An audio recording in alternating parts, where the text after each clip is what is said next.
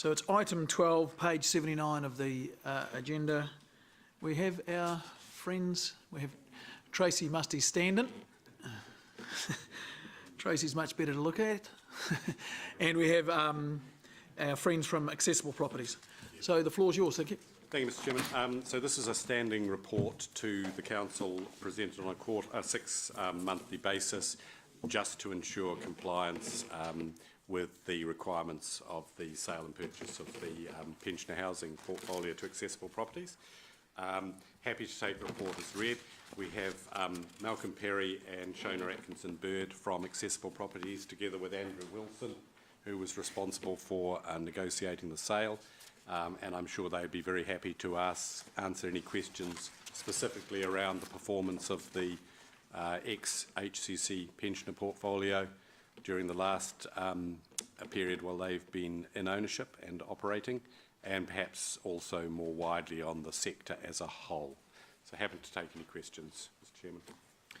I just have one question. It's page, so I think in your report, it'll be page one, by the look of it, it's page one of your report, but it's our agenda is at page 83. It's your Statement of Comprehensive Revenue and Expenditure. And you've got something that stands out like, what's that word you use? Anyway, the net change in fair value of interest rate swaps used for hedging, which is a loss of $6.3 million. So that's presumably, as what we do, you guys borrow a lot of money, you've taken some sort of security with an interest rate swap of some sort, interest rates have gone down, so the value of your protection has gone, the liability, okay, sorry, go ahead. We've got a 15-year swap, interest rate swap with Westpac, and so that's really fixing our interest rate over that period. So annually we're required to, under the standards, we're required to value that interest rate swap, and as at June 2017 that valuation came in at a loss of 6.3 million.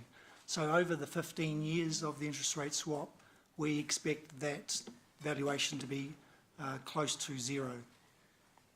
Okay, there'll be peaks and troughs. Okay, As, right. yeah. Thank you. Dave. Thank you. Firstly, a question maybe to you, the General Manager, about you as me. Did you say? Well, you, was the person was talking to me, so I'm talking. Sorry, my head was down. You said you, and I didn't know who you were talking to. You. This wasn't the report that I envisaged, except for about 2 pages, because this is a full financial report, and I was thinking we'd be getting a report that focused on social housing and housing aspects, which there's I can only find a couple of pages, and really, in fact, are one the things page, you're 101. I was going to say so I just want to. I don't have a problem with the financial report, but it wasn't what I envisaged. So I'm wondering where we can have a discussion about. Is this the place we have a discussion about social housing issues? Given our time constraints, I hope that's not what we're going to do today. I thought only the sort of time frame that you would ask finance report questions in G&I committee. Okay. So we've got the Accessible Properties annual report, a financial report. Then there's also on page 100, which I think you alluded to. There's a lot of operating information about rent increases and tenancies. Those sort of things, which I think is what you're alluding to, which you're wanting to hear about. Not the detail for every single property, which I think is, I don't know why we've got that either. There's half a page on page 101 of the sort of information that I'm hoping that we get more of. So, an example, when we were looking at the future of the properties when the council still owned them, we from time to time had comparisons of our rentals with on our properties with other rentals in comparative cities around the country. So that might be something. I'm not trying to have a big debate on it now, so don't worry, but I'm trying to find where that gets housed, that debate, as it were. And given that these are our former properties, we've still got an interest in them, they're not paid finally and for another year and a half. and there's the question of the grandparenting rights for the current tenants, that sort of thing. So we've still got an interest in seeing how that's working. Okay. Just, And this seems to be a financial report more than anything else. okay. I think that this report, specifically the pages 100 in our agenda, 100 through to 109, are kind of contractually part of your obligation when you made the purchase. That's correct. So I guess that this will fit the requirements of that. Are you talking about a wider scope about the whole issue of social housing within Hamilton and how we're meeting our needs? Is that which is probably outside the gambit of accessible Hamilton's part of that, yes. Okay. And I believe at the time that the sale happened, or in fact not believe, I clearly remember myself and Councillor Gallagher and Councillor Young all asking for regular reports on how this group of houses were going in that area. Not Just to be clear, Dave, you're not wanting a kind of a quote-unquote survey of the need and the ability. I think that's something else that definitely comes up through the community committee. Okay. I'm talking about the sorts of things we used to deal with when we owned the housing stock ourselves, which is like this half page on page 101, only quite a bit more information. I don't know the answer to that. I'm happy to answer any questions on social housing if... Okay. Well, okay, one of them. And Nick also said he might be able to help. How does your rent compare with the rents in other places? Okay, so we're actually... Those ones you got listed here. Okay, so the rent has gone up on the 11th of December of this year. So under our covenants on... Will go up, you mean? Will be going up. Yeah. So under the covenants on the properties that we have, we can't make the rents any higher than any other community organisation in the Waikato region. So currently our rents for Hamilton City Council tenants are at 130, accessible properties tenants are 145, and the new rents for incoming tenants will be 170, which is significantly lower than Waipara District Council's rents on their properties there. They range from 185 to 195, so we are significantly lower. So that's about a 30% increase in one hit. No, so from 130 up to 175. That's for new incoming tenants. Hamilton City Council tenants' rents have gone to 135 or 145. Now there's a net difference between the accommodation supplement. There's been an increase in the accommodation supplement this year, and on the 1st of April there was another increase on the accommodation supplement. I'm interrupting you because I would actually want to see this in writing. I can't take all of those figures in just through answers like that now. I think what and I know you haven't been asked to do that, but I thought that's what was going to happen. Well, what's in the report is actually prescribed, so but we can provide a lot more narrative around that. Because I think it would be for this finance committee, it would be informative, and we can provide that benchmarking information around the rest of the country. You don't have that now? No, we don't have Well, that. you're not prepared for that now? We're not okay, prepared so for what that you've now. done is what you're required to do by What the we're required to do contract? under the covenants, and the contract, yes. Okay. Correct. But we think, we can provide more rounded information. All right, I think it would be unfair for you to be asked questions that you weren't expecting to be asked, and I don't want to tread on Dave's toes, but yeah. Okay, so maybe that's... I said that... And I don't know if you're the people who should be doing it. Should you be the people who are doing it? We are. I'm the tenant manager of tenancy services, so I do work quite closely with our tenancy managers in Hamilton in regards to rent setting as well as bringing people in from the social housing register. Nevertheless, I think what I'm after is something that our staff, knowing what our policies and on housing are and the work that we've done in the past, could provide a report. They've provided the report on the finance side, but nothing on the non-finance side. Okay.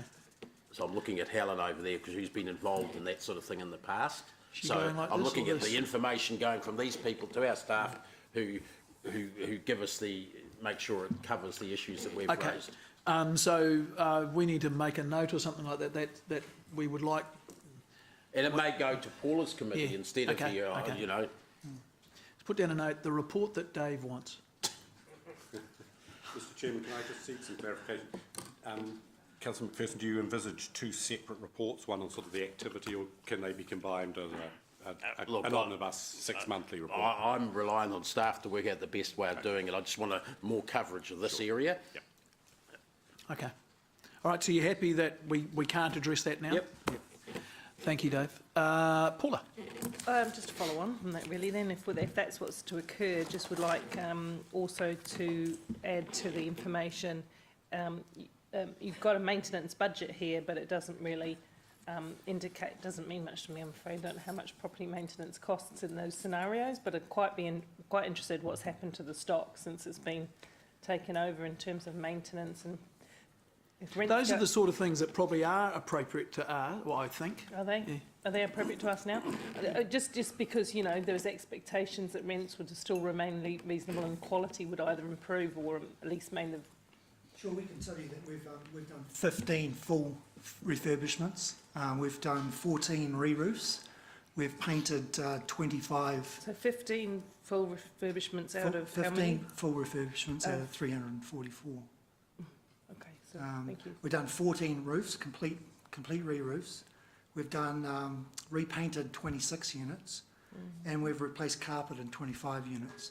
The budget, the actual spend at the end of June 2017 is about 120% of what we would spend over all our existing portfolios for 1 and 2 bedrooms properties. So we've actually spent more than our average in the Hamilton portfolio, just to get it up to a bit of a standard, because we've just taken over the portfolio.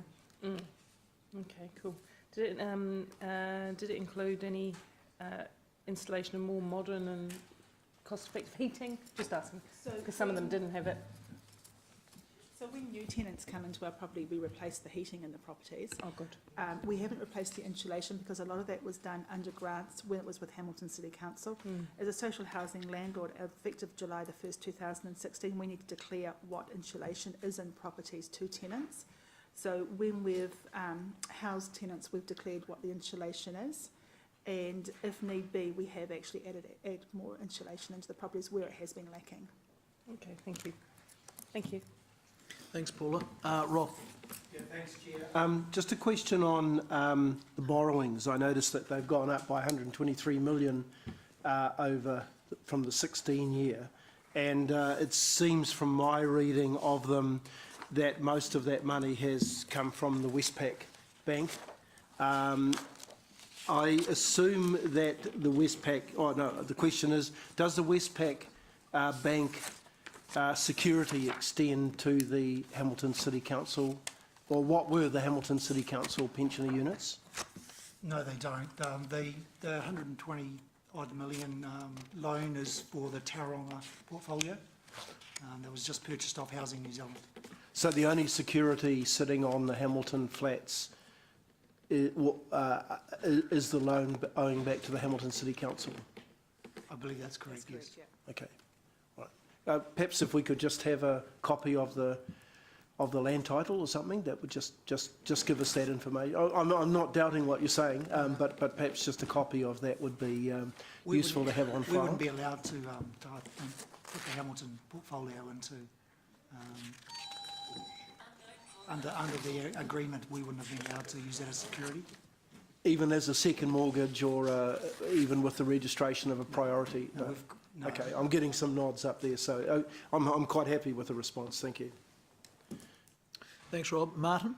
Yeah, thank you. And obviously, as picked up before, I think it's appropriate that an appropriate rep from Accessible obviously come and meet with our community service committee, because obviously we're looking at the broad housing. Can you just bring me up to date as to your management structure and how the administration happens for your Hamilton portfolio? Have you got an office here, or? Yes, we do. We have an office at 14 Knox Street. Sorry. Yeah. We have an office at 14 Knox Street.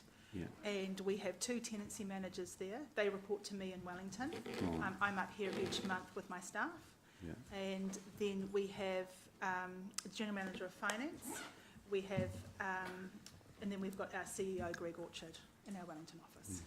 What's your interaction at a local level with our other social housing providers in terms of, obviously as a council we very much want to be in the same room in terms of, you know, strategy as advocates for our community? So Linda Kelm-Handley Yeah. attends a lot of the meetings with MSD as well as the Ruhanga and Habitat for Humanity. Yes. So we're quite heavily involved with meeting with other with other organisations.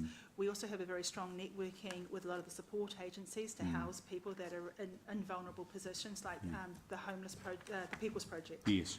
So we do work with them as well, of housing clients from there. And what interactions has Accessible had so far, perhaps early days, with the new government and the new Minister of Housing? Because obviously there's a recalibration going to happen, but obviously that will still involve, obviously, you know, new social housing providers, obviously.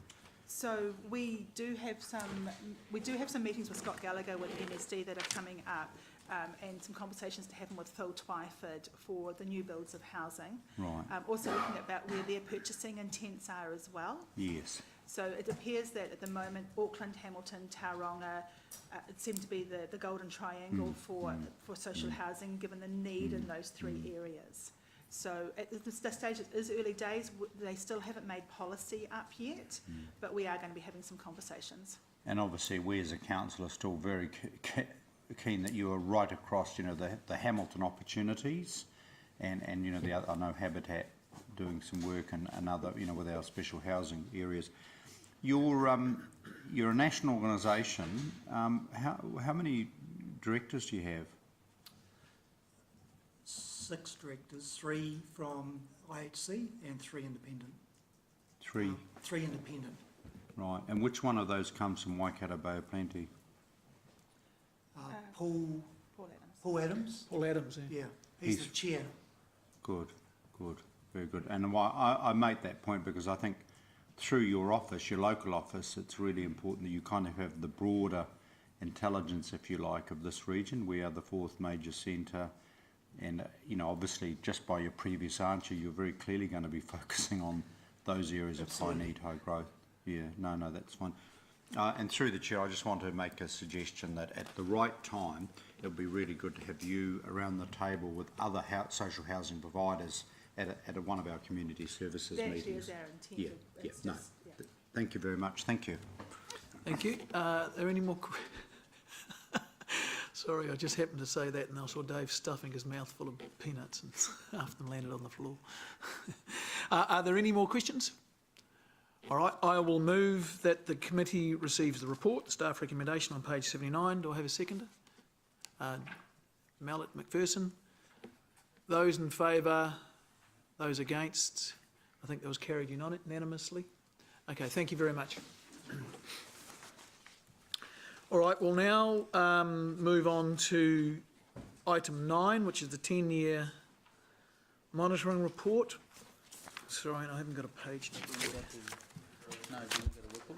We've got those Are they still? No, not here. The Whipple guys have gone. So we shoved them back to here because they've got a. Oh, right. We just need to give Stephen time to get down here because he's gone to... Oh, okay. Oh, Stephen's there. Oh, yes? He was sleeping in the corner. Oh, I didn't see you, mate.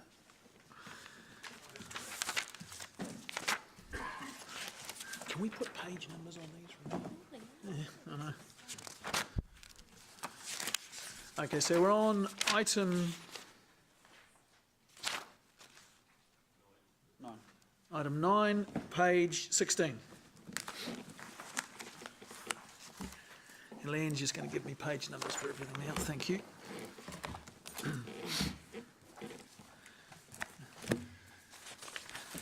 Thank you, Stephen.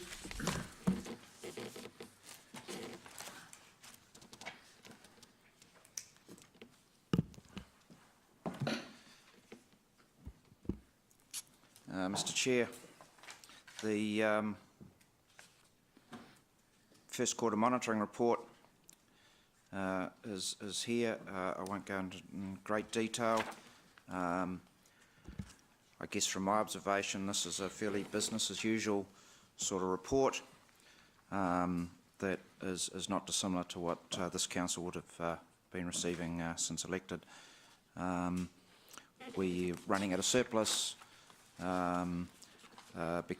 largely because of better than expected revenues. We've got a large capital program, and as the year starts to progress, we're starting to see some deferrals appearing, and I guess that sums up what I'd say was a business as usual report. Thank you. Do we have any questions?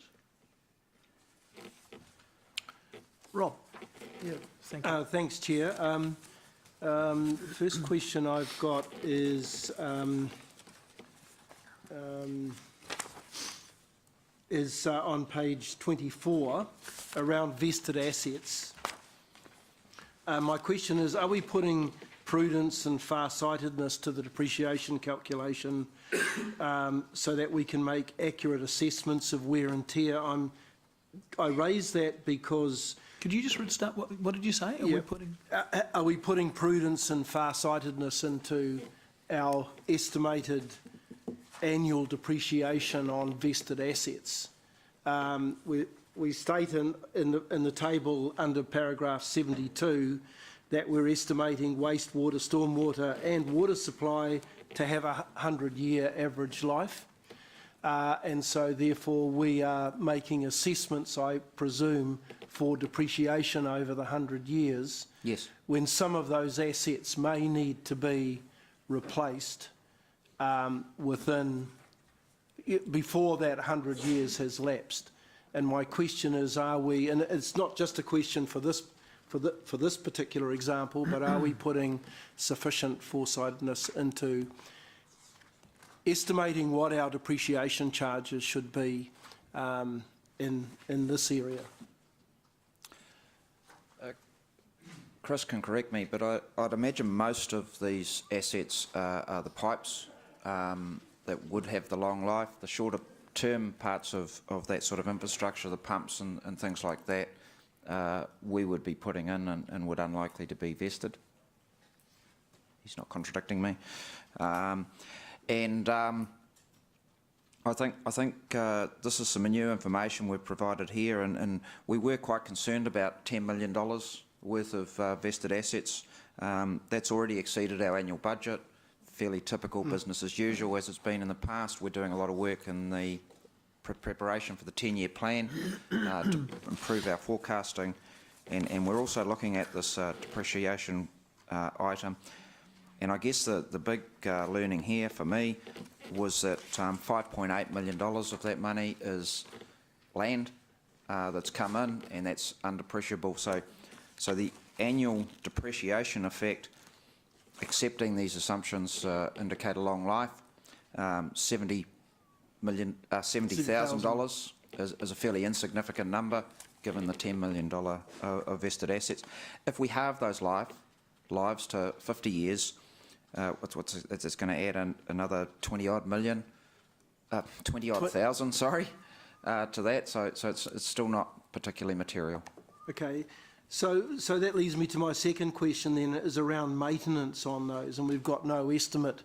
We've received $10 million worth of assets in this example here of vested assets, and yet we're not providing anything in our budgets for maintenance on those as opposed to replacement. And I'm thinking here of land, nearly $6 million worth of land. I'm certain that there must be some degree of maintenance, whether it's mowing or seeding, or I mean, I presume there's parks or something in the $5 million.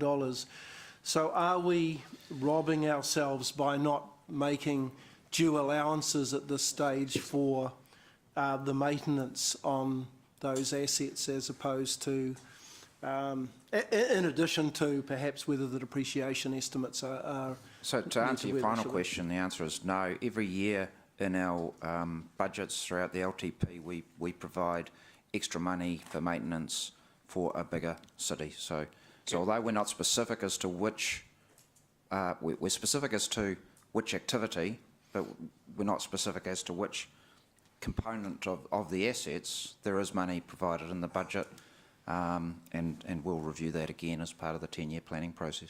As part of the 10-year planning process, what we have identified, Councillor Pascoe, is there's an element of truth in your statement. I think that we haven't actually been providing enough in all cases for that. I think that as the city has grown, there has been a degree of efficiency brought to bear, and we have absorbed, in some cases, some of those costs across different areas. So while we have Since 2015, we've added back in a growth allowance for costs associated with the growing city. Prior to that, we didn't. We had stripped it out. So I think there is at some point will need to be a rationalisation of that as part of the 10-year plan process to make sure we've got it right. It may not change the number, but we're heavily testing it as part of the 10-year plan to make sure that we have got it accurate. Well, as accurate as an estimate can be. But that, if I use that example of the land of $6 million, presumably that land is now council land. It needs to be mowed. If it's bare land, it needs to be mowed. There's almost an immediate cost, isn't there, to the city of maintaining that right from now onwards, rather than necessarily waiting to adjust the 10-year plan or the annual plan next year for that.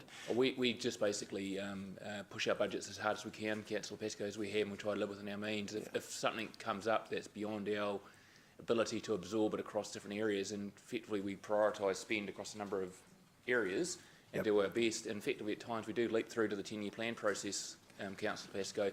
Just to be aware though, Stephen, can you correct me on this, that a good chunk of that will be land under roads. So the maintenance will be the road itself. Sorry, land under roads. Okay, so so we value the road. Do we value the road separately from the land? Do we? Yes, there will be components. The components, everything's at a component level. And I think also, Stephen, again, correct me if I'm wrong, that it'll be the land associated with stormwater as well. Stormwater, vesting of stormwater activities also. Most of the stormwater's in the road. Oh no, the swales and Swales things. and so forth. Yes. Yes. Okay. I would though take some comfort if we could in future have some allowance for maintenance, because the maintenance is almost immediate if it's relevant to the circumstances of the asset that's been vested to us. I suggest you'll see that coming. Well, you will see that coming through the 10-year plan as a clear line item. I've asked for that to be included in the report on the 6th of December about what those cost increases are. Okay. So that leads me then to... Sorry, Rob, can I just jump in on that one? Because we do have the risks and opportunities report also. So if Rob's point is right and there are material... No, I'm not thinking of these maintenance costs necessarily being material individually to this table. My concern is that there's an accumulation of all these things that we don't budget for, and then suddenly we find that we haven't got any money left to mow the burns or the parks because we haven't already budgeted for it. So my concern is that there's a kind of a lag, if there is a lag, that we aren't actually saying, okay, there's $10 million worth of vested land. There's $10 million worth of vested assets that we've received since the last report that we now need to maintain. Councillor Pascoe's on the right track, and there will be something coming through in the 10-year plan that reflects that. If something comes through this year, it will come through in risk and opportunity if it gets to a point that we're going to significantly impact on levels of service. For the time being, it's a rationalisation across the entire city to try and make sure that we deliver on our budgets. If we get to a point we can't rationalise, and there's going to be, for example, a park that can't be mowed because we had to mow new vested road berms, for example, we'd need to bring that back to you as council to reset that level of service. So either get a reset through the level of service, or you get a reset through the risks and opportunities, but it will come back to this council for that discussion if it's outside the current levels of service and or budget. Okay, so this next question then is tied to that a little bit around the depreciation, and that's paragraph 55C, which is the Seddon Park remedial work. That's on page 23, and that's where we've got some lights that need to be replaced. And I know this will come up in the H3 report later on this afternoon. Is it fair to say that that's fully covered in our depreciation? You know, the fact that these lights have now been depreciated and it's part of just a standard replacement, or have we got something here which is not fully depreciated and it's a risk and opportunity? It's a unexpected cost or risk that wasn't there at the beginning of the year. Or shall we leave that? Shall I leave that question until this afternoon? I don't know enough about it. Because I see that it does appear in there. Okay, I'll hold that one over. The other question is around our borrowings. I note this is on page 31. Our borrowings, as at 30 September, are 424 million. And our borrowings this time last year were 338 million. and yet we're holding $126 million in cash. Is there a particular reason why we're all cashed up and we've got a bit of debt in there, or is it Yes. is it what, the way that the dates fell, or Is this to do with what the local government Exactly. guys were talking about? Remember, they talked about we could get better money putting it in the bank than paying down our debt with LGFA. that might So be... if you have a look at note 1 on page 29, you'll see we've got term deposits there of 76 million, and in the current 4 million, so 80 million in total. Yep. That represents some cash that is available that we've held on investment rather than repaying the debt early, as Mark Butcher spoke about. It's working in our favour at the moment. As it happens, this month we repay October. Oh yeah. So in October, so after this report was done, the first tranche of the borrowing from LGFA fell due, and we repaid that. Okay. So you'll see a significant change in this in our next report. Okay, thank you, Chair. Easily answered. Thanks, Rob. It's Jeff. Caught you napping, eh?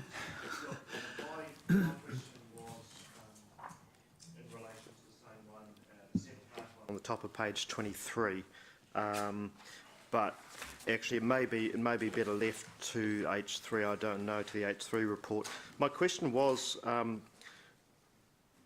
you're going to leave it to the H3 report? well, can You're I gonna just ask float now? it and see if it can be answered now? Oh, okay.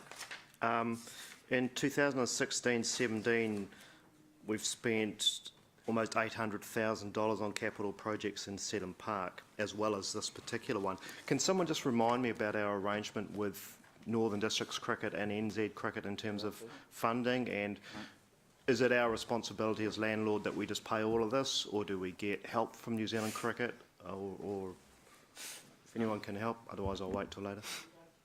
We don't get any help from New Zealand Cricket. So can you just remind me what income we get then from New Zealand Cricket or Northern Districts Cricket? We can't tell you today. Sean's not here at the minute. Oh, he's going to be here for the H3 report, is he, I presume? He should be here. He's got a meeting till 1 o'clock or something. Okay. Yeah. That.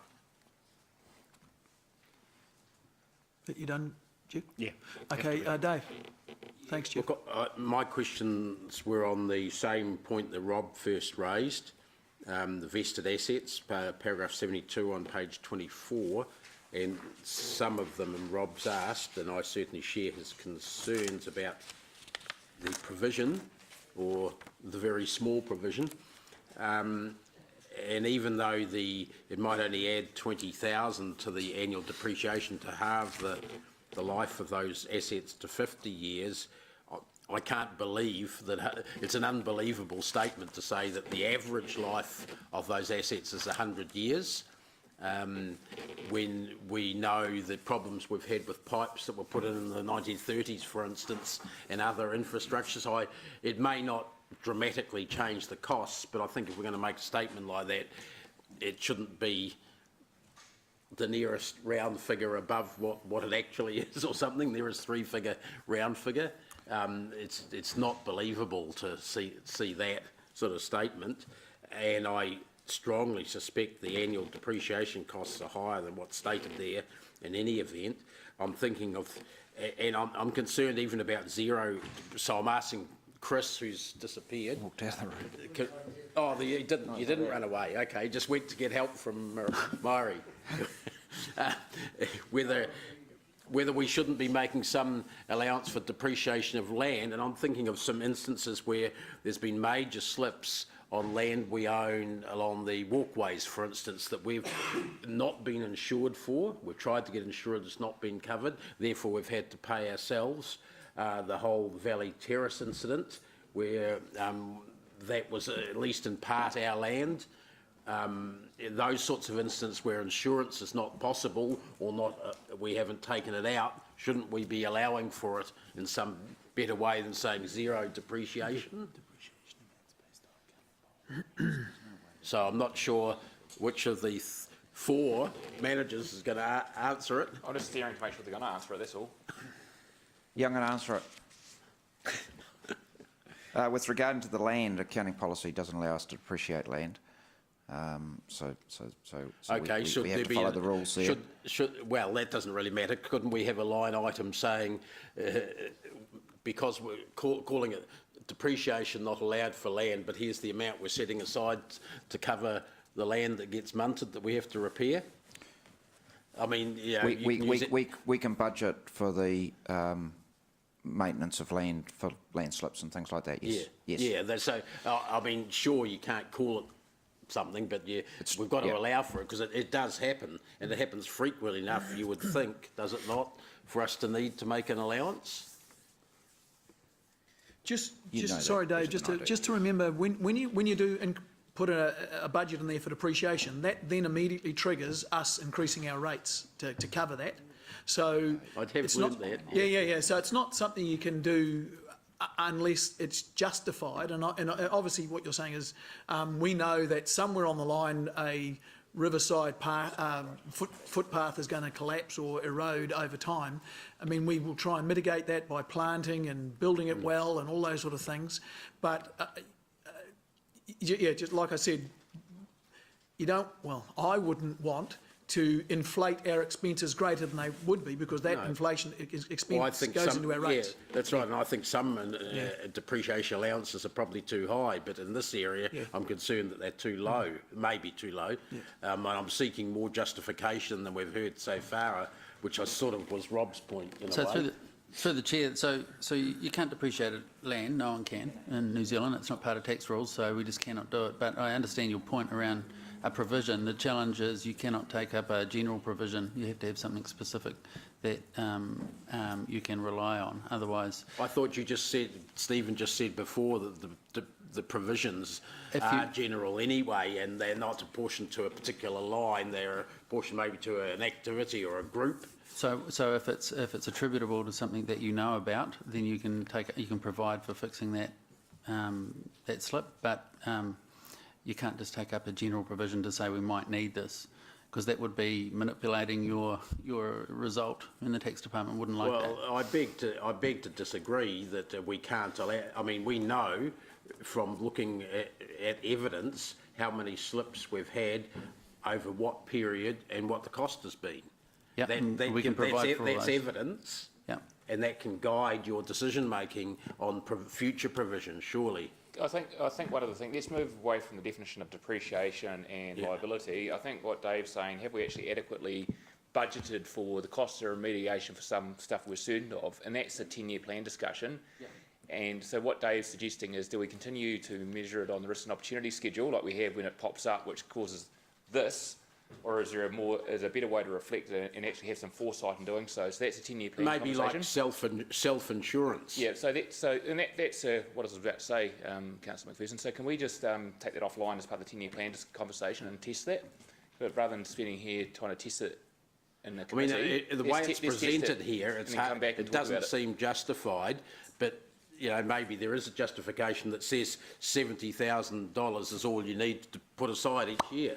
And you know, if that's justified, so be it. But you're looking at the way it's presented here. So I think just no one can tell me that a pipeline's going to last 100 years on average. Yeah. So let's just park the depreciation argument and keep it out of that. I think the high level point you raised, regardless of what we call it and where we put it, it's nothing to do with depreciation, has validity. So let's take that high level point and then go away and have a conversation about that.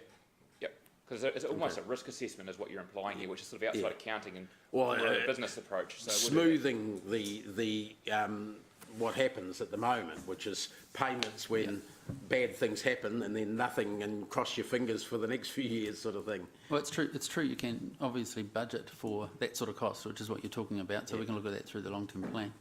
Yeah. Yep. Okay. Thanks. Angela, thanks, Dave. Thanks, Mr Chair.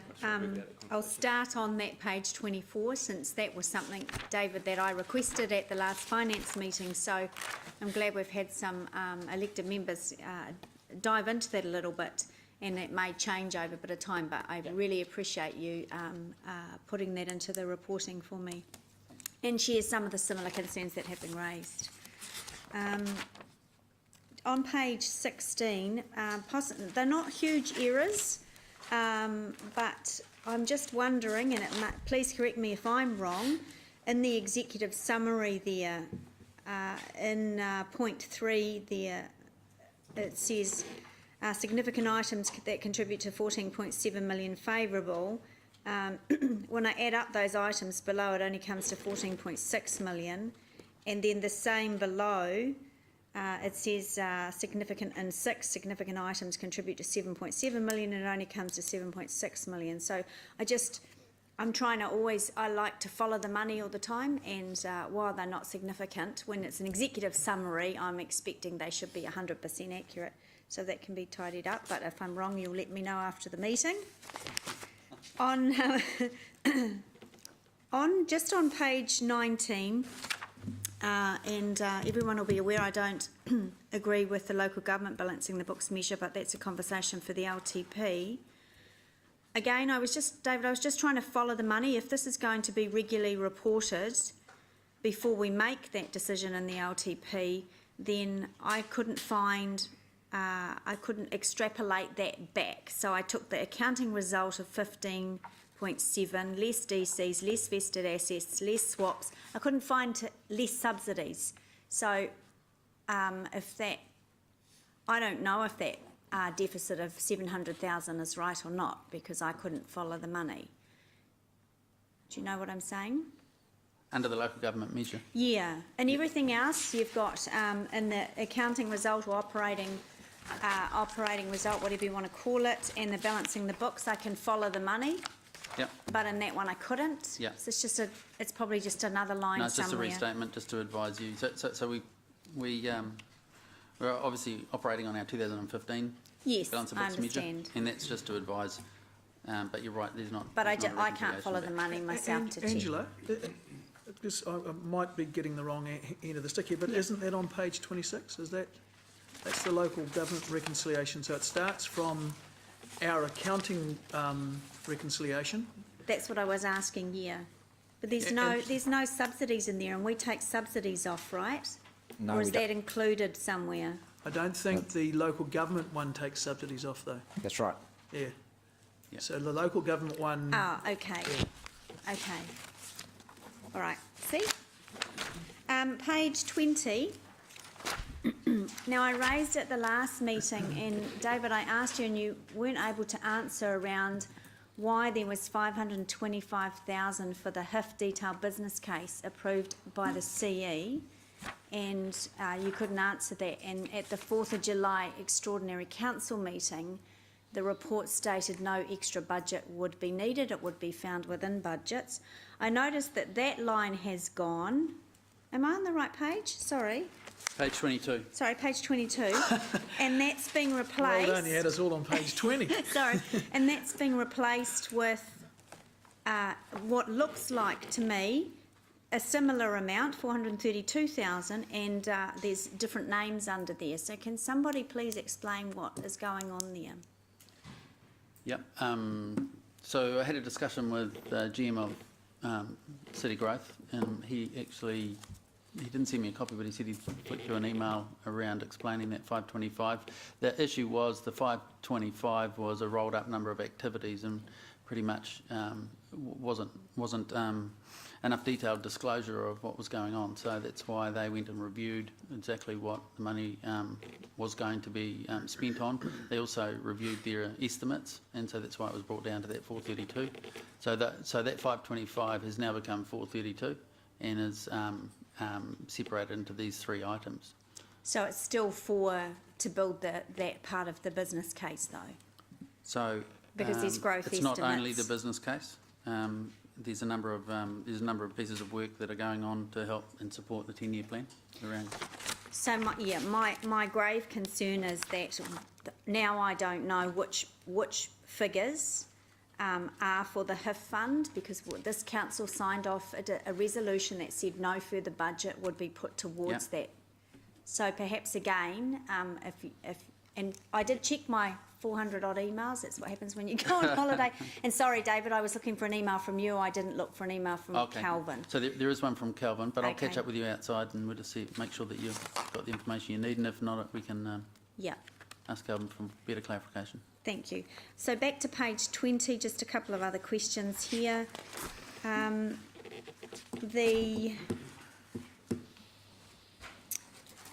me just go for one. I can't. 3.1. I believe I have a current copy of the 17-18 annual plan, and I've just checked back on some of the numbers, and they have moved.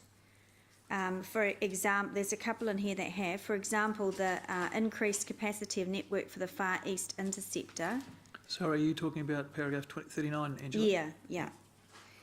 In the annual plan, we've approved 3.1 million and it's gone up $1 million. We may have made that decision may have changed. Yep. And normally, if I hadn't gone on holiday, I would have followed that through. But I just wonder if, for ease of, again, following the money, if when a decision within that annual plan changes some of these figures, if that can just sort of be reflected somewhere, just by adding another column. I don't want to give you more work to do, but... No.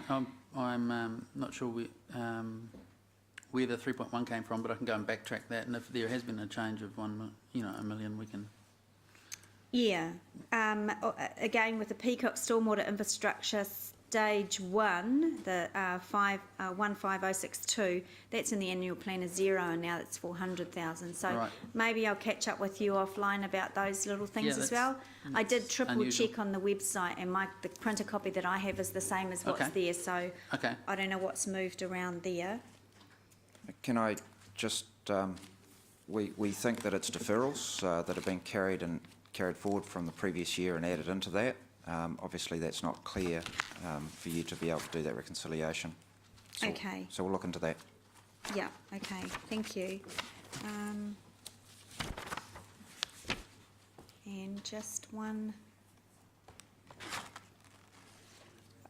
David, at the last meeting also I asked you about, with the risks and opportunities and deferral, exactly, remember we had that discussion around exactly what financial year the spend, or you think that a spend will occur in? Yes. And you were going to come back to me on that as well. I'd like to say I didn't, it's in your email box, but I didn't. Okay. But I do know that business case, whilst it was approved in that 9th of March meeting, it was delayed to get that done. So that's why, that was the reason why it's going to be spent into this financial year than last. Yeah, okay. Perhaps you and I need to sit down and have a coffee and just work through a few bits and pieces. Yeah. All right, that's all my questions. Thank you. Thank you, Angela. Leo? Yeah, just a quick question. On page 53, which is... 53? 53. The revenue from activities is 254k favourable, and I noticed that there's 99k, which is off-street parking, and 106k for off-street. I suppose it's a bit too early to know what sort of impact the 2-hour free has made on us, and whether or not it will be able to continue at this increased rate. Chris? Councillor, so we made some assumptions about reducing revenue starting in October. Yep. But the figures that we've seen, so this is reporting to September. But the October figures are showing that the revenue hasn't dropped off to the figures that we anticipated. So I think we're in that transition period, and I think people are still feeding the meters. So we're in a education program and talking to people, but I suspect it'll just be next month when we start seeing the true figures start coming through. So we'll be reporting through G&I on some of the data that we're finding. Okay.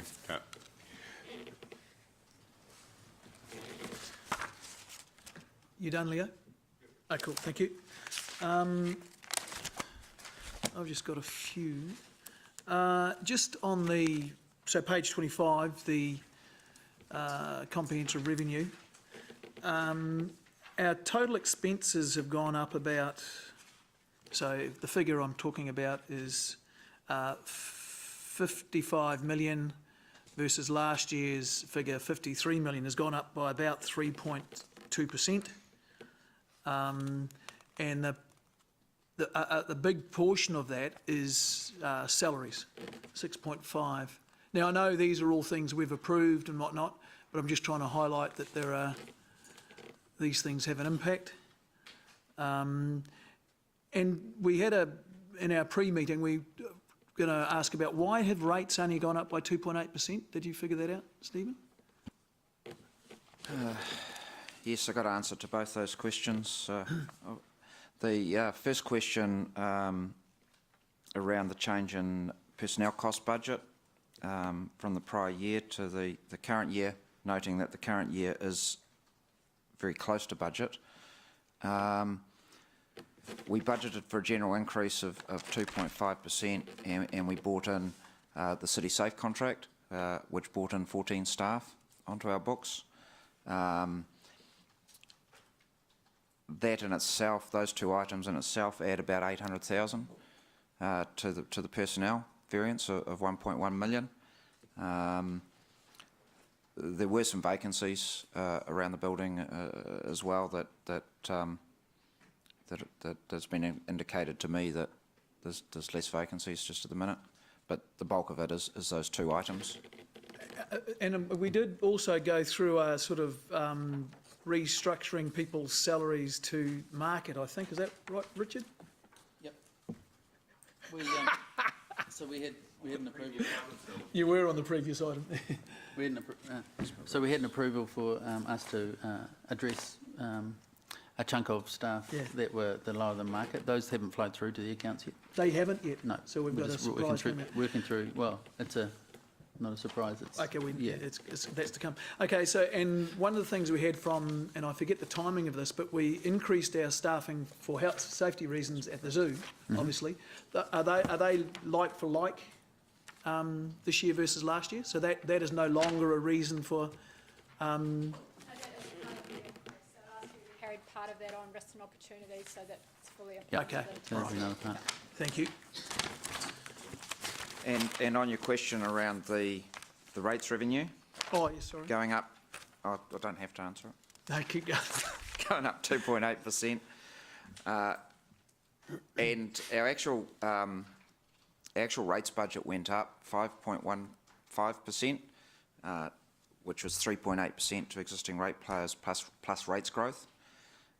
So that makes that variance in terms of 2.8% larger.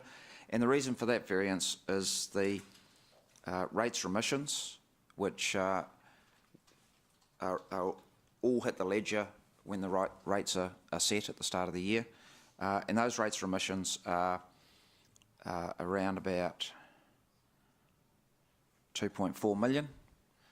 And as we move to Sorry, just through to the be transition, clear, are you saying that a whole year's worth of rates remissions occur? Oh, okay.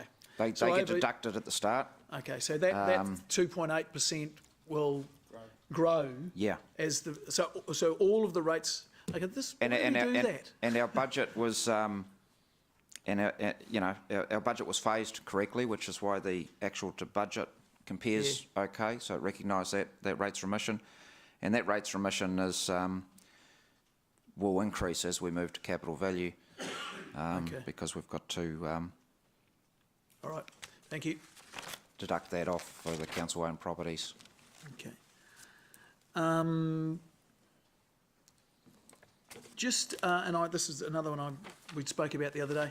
On page 28 on our balance sheet, just give you a chance to get there. In the liabilities section, under current liabilities, employee entitlements,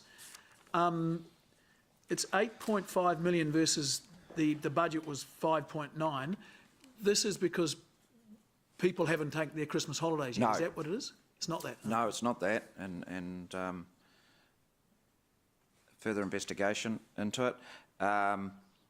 It's actually the accrual of the last payroll of the period. So a year ago, that payroll coincided with the balance date, so we didn't need to accrue it. So this is very much an accounting thing. So we have a liability for a couple of weeks' salary there. And if you go and look at the personnel costs in the Statement of Comprehensive Revenue and Expenditure on page 25, you'll see we're almost on budget. If we took that $2 million accrual out, we'd be under budget by $2 million. So that's it's a timing difference. So you're saying that the bank, Yeah, there's money in the bank that hasn't gone into employees' bank statements? There's a liability to Okay. employees that Okay. hasn't It's just gone into because employees' do bank we statements. pay on fortnightly, do we? Yep. Oh, Yep. okay. All right. Just the H3 debt, so page 29. Unfortunately, there's no one here from H3, is there? Is it? Oh, there you go. You've got a debtors figure down there, so sort of halfway down the notes the statement of financial position, or 3/4 of the way down, there's a H3 debtors figure, which is basically $1.8 million.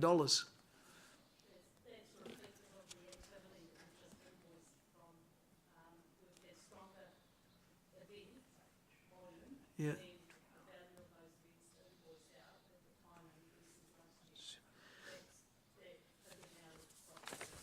Okay, can you remember what, so who would, how does it get that big? Was there a big event? What was it? We had 2 large conferences that could be at 450,000. Okay. All right, thank you.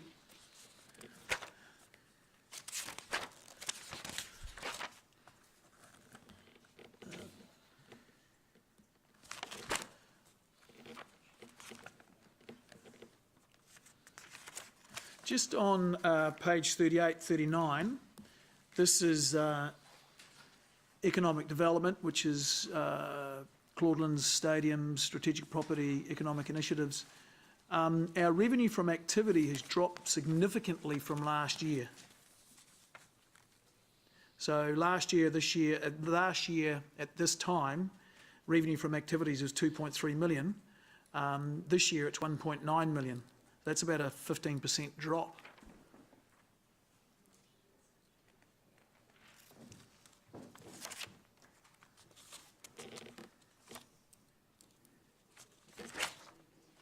That'll be based on what events are occurring. Yeah, I know. And I totally understand. It's probably because there's less business going through somewhere along the line.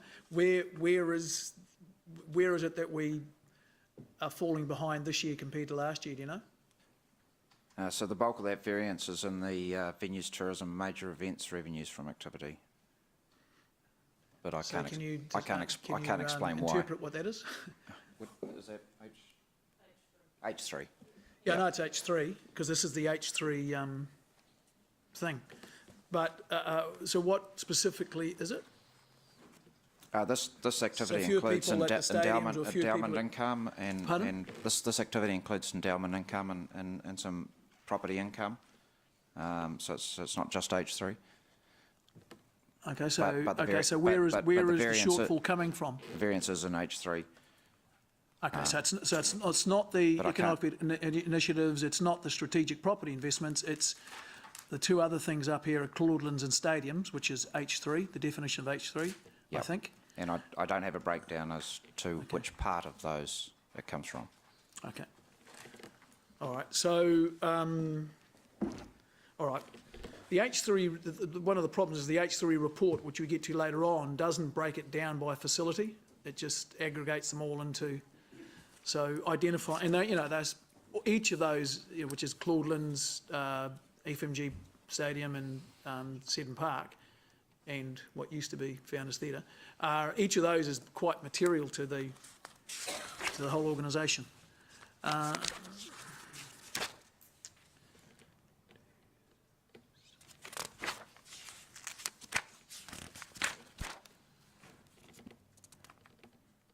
Okay, and thank you. We got some feedback before about, and I just, that the parking revenues are not dropping as much as we possibly thought. Is that right? And I appreciate these are September accounts. Page 57, and this is water supply. I just noticed something that we've had an issue with in the past, that the water by metre is unfavourable due to variance of timing of billing, and we had an issue previously about invoices not being sent out. Please tell me it's not the same thing. Look, I'm pretty sure it's not the same issue. We are looking into that, but it is just a timing issue at this point. But we are taking the opportunity just to review that. Okay, so when you say timing, I mean, timing is a catch-all for anything. So does that, I mean, that might just means that we're behind in reading people's meters and haven't, you know, in it. So because we're reporting on a monthly basis, we've got to accrue some. We don't read the meters on a monthly basis. So there's accrual. How do we invoice? Issues. How do we invoice water? Just on a periodic basis. Yeah, but what period? On actual usage. Yeah. What period do we? We've moved to quarterly, I think, for some meters. We were 6 monthly, but we've moved to quarterly. Okay. All right. So, okay. So can you just keep an eye on it? That's something we ran out. You can be rest assured, Councillor, I'm keeping a very close eye on it. It's happened in the past. Yeah. Okay. Thank you.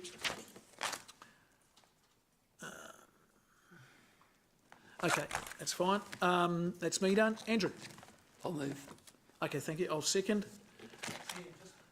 Before we do that, could I just ask, and I don't know whether I've This is a question or debate? It's a question. It's a question for improving the report, and I'm not sure whether I've got support around the table for it. But given that we're moving to the possibility of our revenue to our debt to revenue ratio being under a bit of pressure, could I suggest in paragraph 9 in the future reports that we also have the local government funding ratio included? I know that our own ratio of debt to income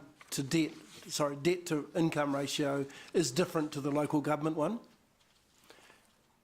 And I understood that we adopted the LGFA measure as part of the Revenue Task Force.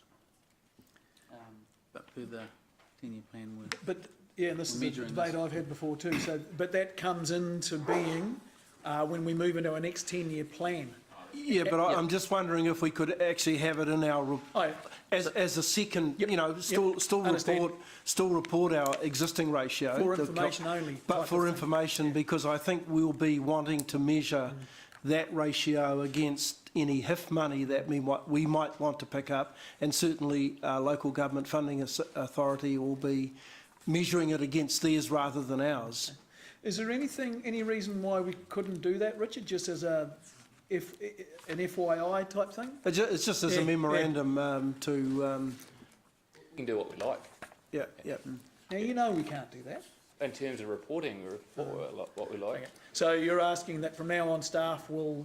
Just in this report to include the LGFA measure, which I know is more favourable to us than the measure that we use ourselves, but it will also give us a guide as to where we might land depending on how HIF money is going to be recorded in our accounts going forward.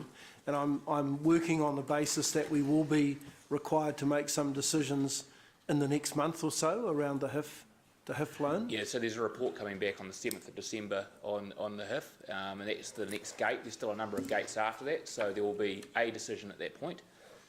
But we wouldn't be progressing in terms of a decision until there's consultation and all that sort of process. Yeah, sure. Yeah, that's right. So, okay. Rob, you're suggesting on paragraph 60, there's a heading total overall debt, and that's where we do that ratio. Yeah, just show that as as a second. The same way we do with the balancing books, we've got two or three different things. Okay.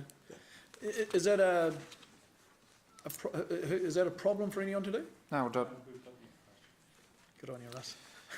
Right, thank you. So we don't need that in the resolution, do we? Do we need that in the resolution? No, we'll put it in. Okay. Okay. Sorry, beg your pardon. So we're into debate. Is there any debate? All right. I'll move the staff recommendation on page 15 that the Finance Committee report receives the report. I haven't pushed a button. Oh, you do want to speak? Yeah, but okay. I just want to remind members that our debt due to our deficit is getting bigger and bigger, but this is masked we can't see this because our overall debt is reducing due to our DC income and us not having spent all our capital. So I just want to say that really these accounts on face value look very different from the real situation, and we are actually going into debt further and further to run the everyday costs to run the city. And you know, as we go into a new way of reporting, this mask will be lifted and we'll see the real situation. But we're still reporting on a system that's So I'm just pointing out that it appears things are sweet when they're actually not. And I'm just reminding members of that as we go into the 10-year plan discussions. Thank you, Andrew. Is there any further debate? Yeah, if I can, Sure. if I can just add to that, the new measure of reporting may not necessarily be as crystal clear as Mayor Andrew highlights. I think one of the major issues, and it's something that I keep harping on about all the time, is around our depreciation and actually whether or not we are spending our depreciation on renewal of our assets when it's being required to do so, as opposed to whether that depreciation money which we're collecting in rates is in fact being used to repay debt or to fund deficits. So I'm not sure whether our what we call our PwC measure is necessarily going to give us a crystal clear answer as long as we don't have firm policy around how we actually fund our renewals. How much of that $65 million that we collect each year from ratepayers for depreciation is actually spent on renewing those assets? Correct. I agree with what's all been said, not that that matters. All right, we'll put the matter to the vote. Those in favour, those against. Is there anyone against? Okay, that's unanimous. Thank you. Now, I think we're going to break for smoker now. Is that right? Do you want to do item 10 since Jane? Oh, sorry, we'll do all of it. Yeah, okay, sorry. Beg your pardon, I lumped all those three together, but we didn't do them all together, do we? No. Okay, so we're now moving to item 10, page 63. My apologies.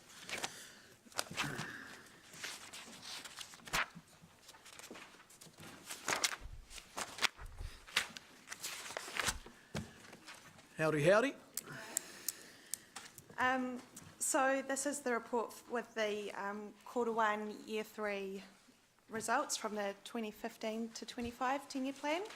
So this is the last year that these measures will be reported on, and the new measures will come in from the 1st of July 2018.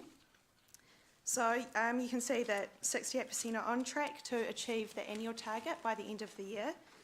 There's 5% that need corrective action to get back on track. 14% are off track and are at risk of not achieving the annual target, and 13% have no data at the moment. So I'm happy to take any questions on the report, or if there are questions on the results, they might be better directed to the general managers. Okay, Julie, I've got a couple. Yeah. Paragraph 7. Staff consider the matter has low significance and that the recommendation complies with Council's legal requirements. I don't know what that refers to. Do you? That's in the template for these reports, maybe Leanne. Yeah.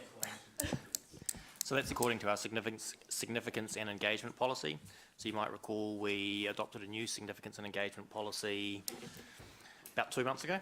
And so according to that policy, this matter is deemed to not be highly significant. So this matter, so the matter that we're talking about is the decision you're being asked to make is to receive the report. Okay, so that's just a standard thing that always has to be there. Okay, I was looking to try and figure out what on earth it was talking about. So if I can just add, the reason it's in the template is obviously to demonstrate alignment with the policy, but also so that elected members are clear about the significance of the decision they're being asked to take and which is why it's in the executive summary, and you'll see it as a regular last point. Ah, okay. All right, thank you. On page 65, and look, and this is just, could be my ignorance being exposed, but I see which has been exposed many, many times.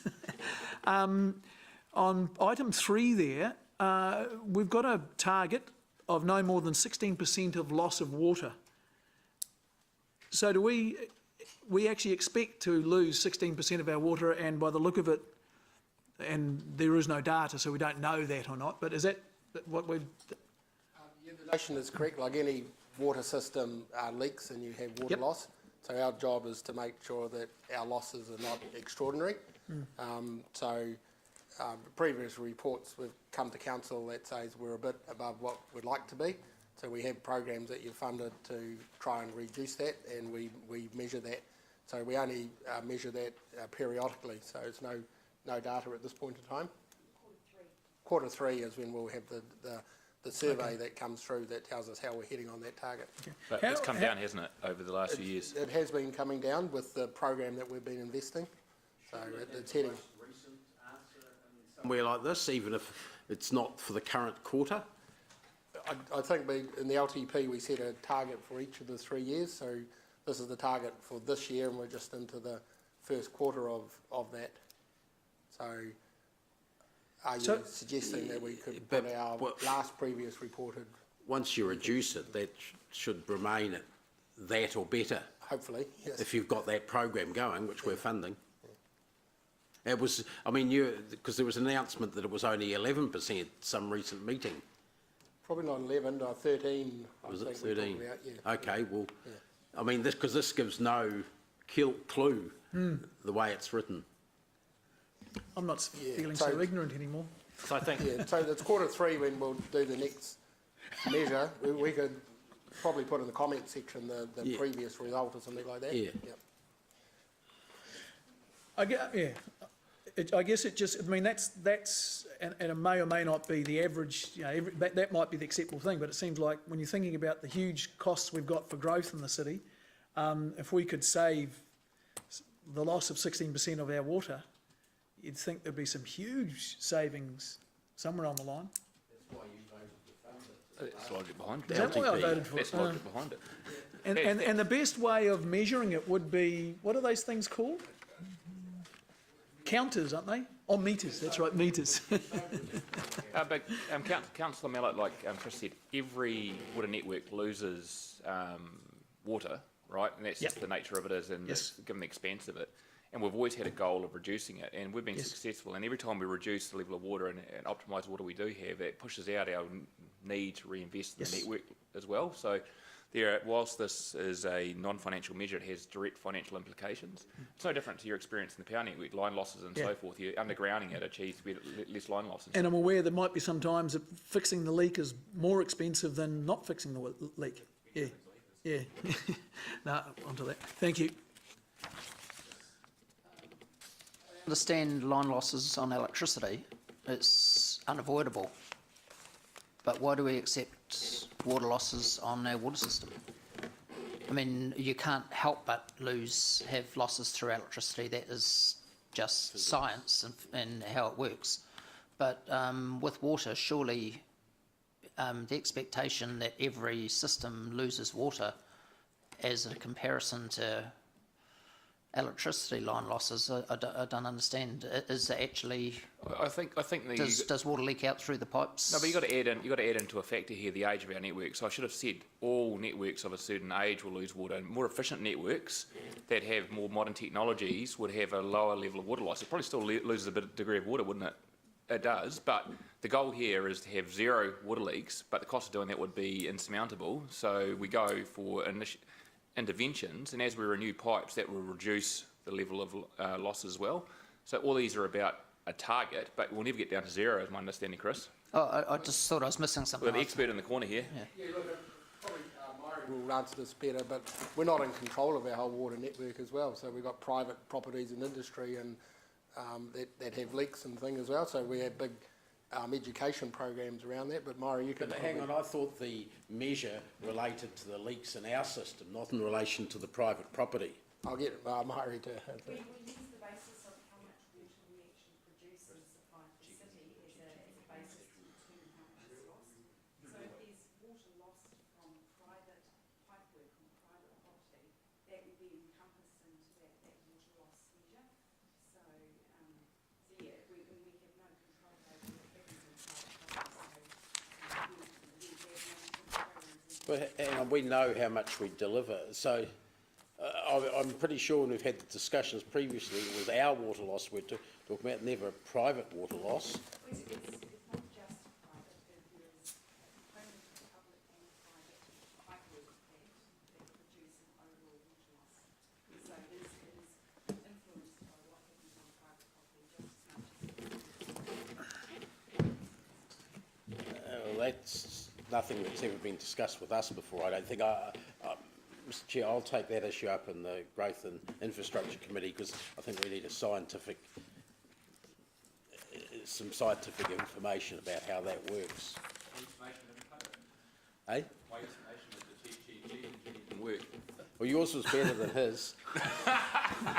We're more than happy to bring back a proper report to you, Councillor, but Okay. I don't think councillors should be alarmed about that statistics. We follow a standard methodology and we're not Just be really out of comfortably kilter numb. with any other water network in New Zealand, so don't be alarmed by that statistic. We want to know the extent to which it's not achievable, though, at least. You know, you can't go below because it's not ours and we can't influence it, or because there's some other scientific reason. Do you remember the old Monty Python skit about every drop of water being precious? It wasn't actually every drop of water. That one, yeah.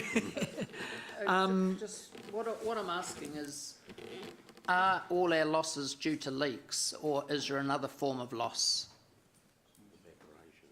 Because that's what I'm asking. There are other forms of losses. Okay. People using hydrants illegally. It could be just the way that you measure inaccuracy in the way you measure water. So there's other factors that need to be taken into account. It's not it sounds like it's very simple calculation, but it's actually quite a complex calculation to do. There's a lot of information and data that's put together to actually establish that. And it's an industry accepted calculation? It is an industry accepted calculation, yes. Thank you. On the same page, I was just number 5 there, so we're on page 65, number 5. We had 22 people had no water. How long was that for? Don't know. So there's no water could mean that there's been a water burst and it might be for a very short period of time. Okay. For an extended period of time, but we are obliged under local government act to provide no more than, have an output of no more than 8 hours, and we always comply with that. So. Okay, all right, thank you. Just on the next page, 66, item 16, talks about sewage spills in dry weather. Isn't that, I would have thought the primary reason you get sewage spills is lots of rain overflowing into our sewage system and spilling. So we're kind of ignoring the thing that can happen and measuring something that's we'll never have a well. I mean, it's unlikely we'll have a spill of sewage when it's dry, when the system's not under stress. But when the system's under stress, that's when you're going to get your spill. That's when you get your overflow, and that's I assume. That's when it's more likely. I mean, we want to try and minimise or eliminate any overflow to the network, and that's what we're Okay. trying to do. Okay. So have we been a bit soft by setting a measure that doesn't matter, well, is pretty easy to achieve, as opposed to a measure that is more likely to matter? It measures all about response time rather than number of overflows. Number 16, really. Yeah. Timely response if there is a problem with the sewage system. Okay. So it's talking about the median response time to respond to a call from the public for an overflow. Okay, sorry, I got confused. The wrong one I've got is number 10, beg your pardon, is the one that talks about dry weather. There were 3 overflows. The number of dry weather sewage overflows from the council sewage system per 1,000 connections to somewhere it said dry weather. Oh, there it is. Yeah, there have been 3 overflows in dry weather. Beg your pardon, I got things wrong there. Okay. Are there any more? Okay, Rob. Just 3 red dots on page 68. The first one is item 36 about the recycling. Are we at risk of losing our central government funding as a result of not meeting this KPI? You know, we get $500,000 or nearly $1 million, I think, from central government for waste minimisation, and I gather that the actual payment is made on the basis of how good we perform. Are we risking that red dot, risking loss of some of that revenue? Okay, could you do that? Yeah, that'd be great. And just the other 2 items up the top of the page, 29 and 30, around roads being adequately maintained and footpaths being kept in a good condition. Given that they've both got red dots, I'm just wondering, and I'm not looking for an answer today, but whether we should be having some robust discussion on both of these items ahead of the 10-year plan, because they are areas where we do get resident complaints, and I guess we should be making sure that we've adequately provided for in our budgets and in our renewals of depreciation that we do maintain these going forward. Yeah, if I deal with number 30 first about footpaths, so yes, there is a debate in the 10-year plan coming up about that, so we're looking to address that. If I look at number 29, it's a mandatory measure for us, and 3 years ago we set a target of how much road network we need to seal, but our asset management practices have determined that we don't actually need to do that much to maintain the level of service. So if we were to meet it, we'd be spending money for the sake of meeting it. Okay. So the red dot is because we haven't met the target rather than that we haven't maintained the roads? Correct. Okay. So, because it's a combination of sealing and maintenance and major intervention. Okay. So we're comfortable with the condition of our roads, and we don't want to spend the money on sealing just for the sake of spending it on that. Agreed. But it's a mandatory KPI, which is a little bit unusual, having a productivity KPI rather than an outcome one. Okay. Certainly the footpath one has been, and I'm quite keen to make sure that in the 10-year plan that we do actually make sure that we are not overly, but that we are properly generous in the budgets for the continued maintenance of those and the removal of the red dot. I think in transport it's the one asset that is probably deteriorating, so we are addressing that in the 10-year plan coming to council. Okay, thank you. Thanks, Rob. Paula? Thank you, Mr Chair. When we had a workshop on these measures, I raised some issues that I assume will be picked up in the LTP. I think there's an interesting connection between some of the level of service descriptors and the measure. And I'll just ask a couple of questions about that, if I might. So, for example, with the council pools, number 46, council's pools will provide an opportunity for recreation, learning and leisure. And then the actual measure is the number of visits to Waterworld or Gallagher Aquatic Centre, which in my view is inadequate in describing what we're actually providing or not providing in the aquatic space. It just tells you how many people go there. It doesn't give you any insight, does it? There's no underneath insight as to what they're doing when they go there, and the question is, when will we be able to rework some of these? It will be once the LTP is in place, we'll then derive new levels of service as agreed with the public, and new measures?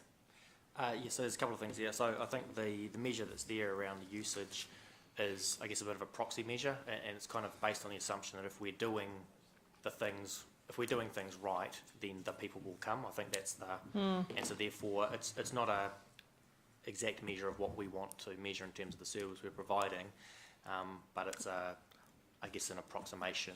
Well, I'll just say again, I find some of these unuseful, and we need to rework them, because we really want to be measuring progress, not just the minor end of things. Absolutely. Just in terms of the, Sorry, if Paul, you look just at, give some context, what would be the sort of things you would measure? for example, we're doing we may, through the LTP, provide greater levels of service to the pool. We might put in some extra recreational facilities, some more picnic tables, some barbecues, whatever else we might do. We might have events, a number of events with the water level being deeper and being able to host some swim championships.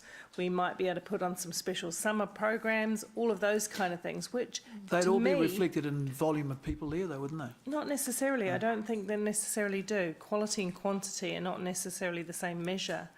And if you look at, and the other one I was going to talk about is number 41, council will invest in sports fields. And the word is invest in sports fields. And we know that through the regional sports facility plan, we know we've got to make some progress in this area. We've been talking about that in the workshops, the LTP workshops, that will have some pressure to create more spaces, turfs for playing on, better fields in the north, Hamilton, etc. And what we've got there is we'll invest in sports, but how does the number of hours played actually answer that? All it means is the existing fields that we've got are kept open as often as possible. That's all it tells you. Surely that's all it tells you.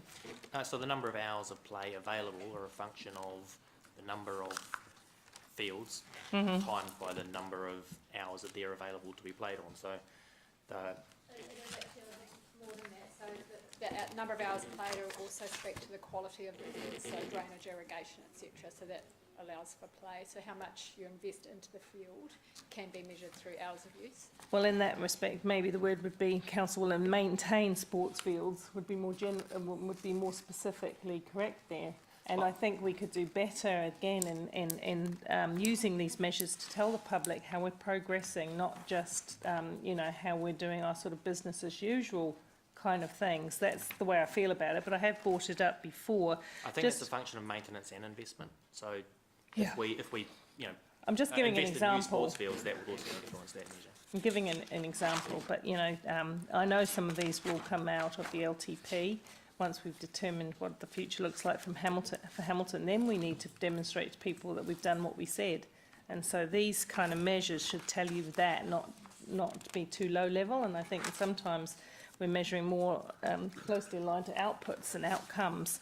But hey, just in the footpath one, there again, Chris, the amount of effort we put into keeping footpaths. I think you mentioned in one of the workshops that there's a level of service discussion to have through the LTP. With people, if the community want more investment in playgrounds or something else, they may have to accept a lower standard of footpath maintenance and so on. Is that how that will go? Thank you. You can't always get what you want, but you just might get what you need. Where have I heard that before? It was in my report. Was it? That's where you heard it before. And if you look at number 45, the Hamilton Zoo will provide unique visitor and learning experiences. There again, I think the number of students learning experience, there's two parts in that. Hamilton Zoo will provide unique visitor, and learning, we should have comma, and learning experiences. And then the only measure is we've got the number of students participating in one program that we offer at the zoo, the educational programs. So that doesn't really give us a very good, clear picture of what actually is working the best at the zoo. And I mean, we can get that by having a report to my committee. But do you see what I'm saying? I mean, will these things be worked through in a more helpful way? Yes, yeah, and just so we're clear, the measures 44 and 45 both speak to the zoo. They in terms do. of the visits, but so one's around visitors and one's around students. But I think your point is well made. I really hope we can give a better story to the public about the good things that we're doing, rather than how well we run our business as usual sort of thing. So, but it is an issue that has been acknowledged through the asset management process. The measures aren't really customer focused and not really telling us what we want. So it is something that particularly the asset managers are looking at that will, be reflected through the LTP, and I think your team, anyway, will be coming through. So Yeah, I think there should be, it should be customer focused, because this is what comes into the public arena, and this is how we communicate to the public as well. So I think that's important. But anyway, I think I've said enough on that. Thank you. Thank you, Paula. Dave? Yeah, thanks. Just following up a couple there, going back to page 68, number 30 and 29. Just number 30, why the hell is it showing red when the result is 96% and the target was 97% as being off track? I mean, that's sort of a nonsensical thing. It's almost there. It should be orange. In fact, we developed the orange about 12 years ago because staff came up with an all or nothing approach, and we said, well, it's not sensible to say if you're, in this case, 99% of your target, to say that you're off track when you compare it with some of the other ones there that are way off track. Maybe they should be black or something, but that's a nonsensical colour and draws people's attention. Yeah, but that says no more than 60. It says needs action, so yeah, it needs some action, but red's wrong. The other thing. Can I respond to that one before? Have you got another? Can I respond to that one before you move on to the next one? Yeah, the other ones are different. Yeah. Okay. Yeah. So the reason that one's red rather than orange is we don't expect to meet that by the end of the year.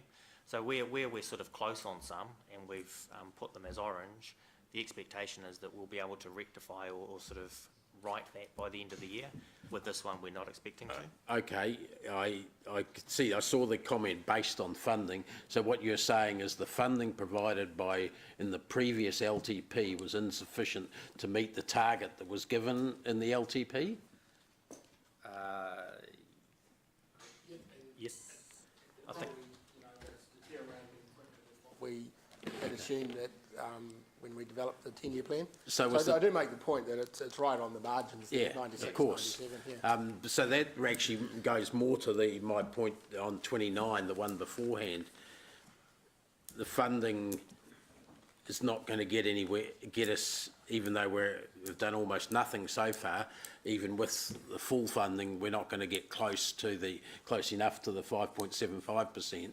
So what I'm trying to discover is, was council advised that the funding we were given in the last LTP would be sufficient to get to the target that was approved, and somehow things have been worse than that, or were we never going to get to those targets on ones like these two? Look, I'm not sure of the exact answer on that one. I'd have to go and dig into the data on that one. What I'm coming from, it's a bit like crying over spilt milk, but I don't want to see the same thing happen. If we agree on a service delivery target and we are told by staff this much money is needed to enable you to get there, that's one thing. But if we just sort of ignored the target and said, no, we'll only give 5 million to that, even though it was always going to cost 7 million to actually get to the target, that's a council political decision. I think there's elements of both in this. I think to a degree there's a bit of a disconnect when we come to our level of service in the budget. So I think there's an element of that there. But there's also the point that Chris made is our expectations around how far our dollars stretch in terms of particularly the footpaths, and that hasn't stretched as far as we'd hoped. So there's probably been an element whereby we hoped, well, we planned to, I use we'd hope, we planned to actually achieve a certain level of service, but the level of deterioration of our footpaths is greater than what we expected. So there's probably an element of both there, Councillor McPherson. That's important then, looking at our coming LTP, because if we go out to the public and say we're going to deliver you this level of service and it's going to cost you that much, they want to be able to comment on it. Is it enough? They don't care about the cost so much. Well, they do about their rates, but not about the line item cost. They care about the level of service, that sort of thing. Absolutely, and I think Chris alluded it to from a previous question. I can't remember who asked the question, maybe Councillor Pascoe. that we are expecting to see Councillor Paula, we are expecting to see a rigorous debate around footpath spend, particularly coming through in the 10-year plan, because we believe that we do have to increase the cost, our input cost. To but actually it's not footpaths alone, it's any level of service has to be realistically costed. Yeah, but what we're saying is that there's been some that we've identified where we have to put more money in. It's not just footpaths. There was a good recent example, given the ones we're picking on in terms of the key measures, where we will be having that debate. We believe there are some aspects of council's operation we need to invest more money in to achieve the levels of service, and that's going to come through in the 10-year plan. Okay. And the other question I had related to all of the items which Paula partly covered on page 70, 44 to 48. Not one of them came within a bull's roar, or is coming within a bull's roar of achieving the target at this point, by the look of it, or maybe that last one, page 70. It just seems that the targets are all unrealistic, or is this a cumulative thing? It is cumulative, and it's also often due to the seasonal. It's often due to the seasonal fluctuations. Well, so in that case, it's sort of presented wrongly, because when you have a financial target, you have the year-to-date costs and the year-to-date actuals, and you have a variation. We've compared a whole year target with a quarter year actuals, so you can't actually tell at a quick glance at the figures whether you're on target or not. It should be, if it's quarterly or if it's seasonally fluctuated, you can make an educated guess which seasons is the peak and which are the troughs, and do it like that. But it doesn't help us really see whether we're on tracks. There's a colour blob, and there's already some problems with that. Show us what if it's the pools. Show us what we should, it's 120,000 with a red dot. What should we be sitting on at this point in time? Yeah, so we can reflect that in the next quarter's results. So if it wasn't anything to do with seasonal, then you go 100. So multiply by 4, you'd say 480,000. Yep. And there's sort of the reasons. The pools have got some sort of reasons around some closures of particular facilities, etc. But I think I take your point, and so if we can, what we'll do is next quarter we'll show the result that the quarter's worth of the result that we should be expecting. Some of them are expressed in figures, and some are expressed in percentages, which also maybe they should all be percentages. So it depends on the measure. I think it depends on. The particular measure, whether that makes it clearer or not. What we'll do is we'll have a look at that, and we'll try to make it clearer what the quarter target is relative to the quarter result, so you can kind of see that. Yeah. We'll leave the annual target in there as well. In some cases, so we have never expressed the annual targets as quarterly targets. So but when you're using percentages, you more or less are. Yeah. But where we're using kind of volume things here, the quarterly target will probably be expressed as a quarter of the annual target. So it's not. It doesn't take into account the seasonal fluctuations as such. Yeah, I have to question, Mr. Chair, how useful it is with a sort of a mishmash of measuring systems. Yeah, just remember, we've approved the somewhere along the line, haven't we? This reporting things are. Yeah, that's right, correct. And now we find out. I'm not sure whether we've approved the actual way of measuring. Okay. We've said we want monitoring of these service levels. Staff, please bring that back to us. Okay. And there's no reason why we can't say, look, we approved this and it's not as good as we thought it was. Let's change it to this. I don't know how we got to there. Maybe the chair and deputy chair of the committee could check out that they are happy with the way it's presented. Can the deputy chair do it on 2 boards?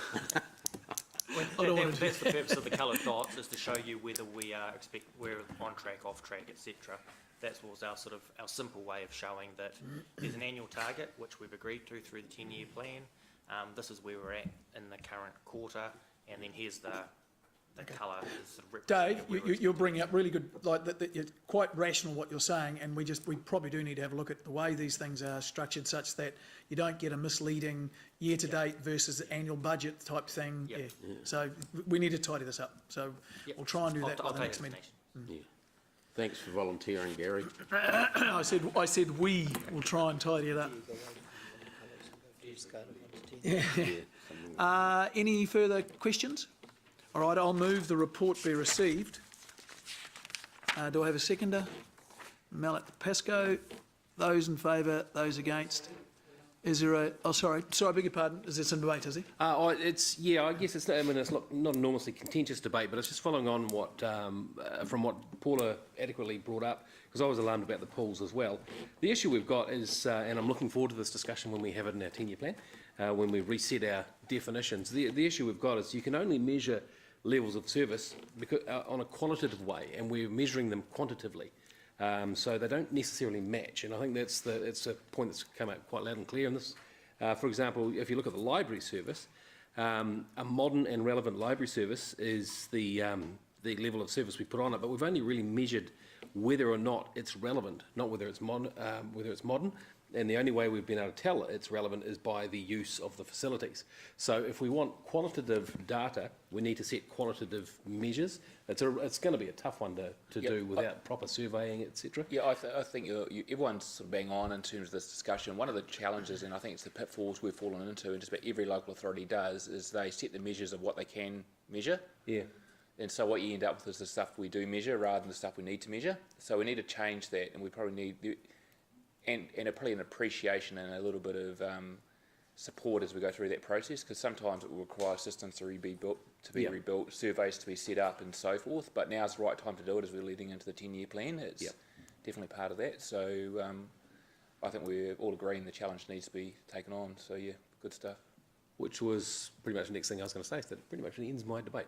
Thank you. No, it was a debate. Doesn't matter. Not at all, not at all. But yeah, I think that's actually quite a glaring little fault in our system that it's going to take some time to get through, because it's really hard to measure quantitative. And you're right.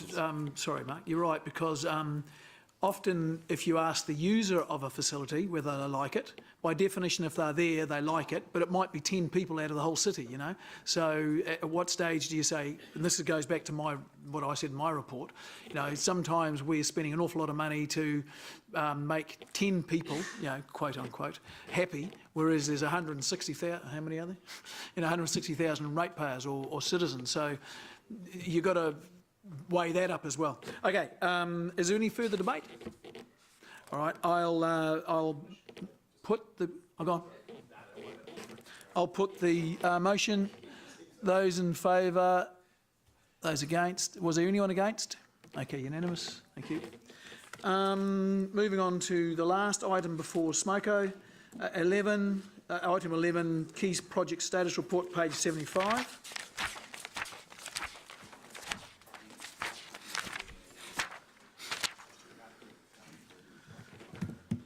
Yeah, hi. Through the chair, I'll take the report as read. There's one update that's on the so page 2 or page 78, sorry, of the agenda. Rotorua Town Centre. We understand that that consent process is still in progress. There has been a request for further information, so the likely expected completion date of that is no longer the 31st of October 17. It's February, end of February next year. Other than that, happy to take questions.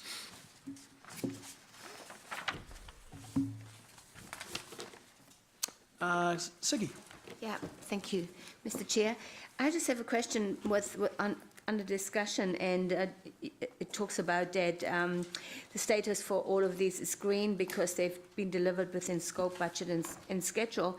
And I remember Western Railtrail was definitely not on budget or schedule. So does it just relate to that last year when we approved that extra nearly $1 million? That was on budget and on time? Yes, Councillor, it's in the context of the revised approved budget that Council set. So if you look on the page 78, the budget there is the Council decision budget. So it's in the context of the revised budget. Yeah, it's just cheeky, but that's all right. Thank you. That's all. Rob. Yes, thanks, Chair. Can I have an update on Victoria on the River Stage 2 works? about the increased risk there due to increased complaints from neighbours regarding the extension south and the cosmetic cracking to their apartments. I assume this is the group living in those apartments on what used to be known as the White Elephant along the river. Has that been resolved? Have those issues been resolved? My understanding is that the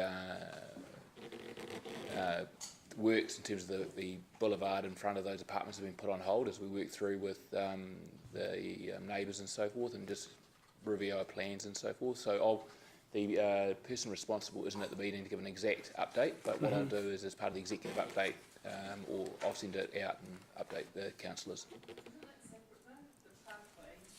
High boardwalk and the work that's already cracked some of their... Yep, so I don't have enough information to respond to that, Councillor Paula, so what I'm going to do, I heard the two key points that you raised, Councillor Pascoe, and I'll make sure that I update that as part of the exec update.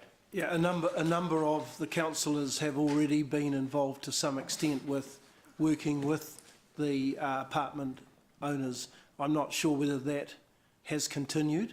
That's for the pathway, not for the work that's been done on Victoria and the River. Yeah, that's right, yeah. So this is all part of it though, isn't it?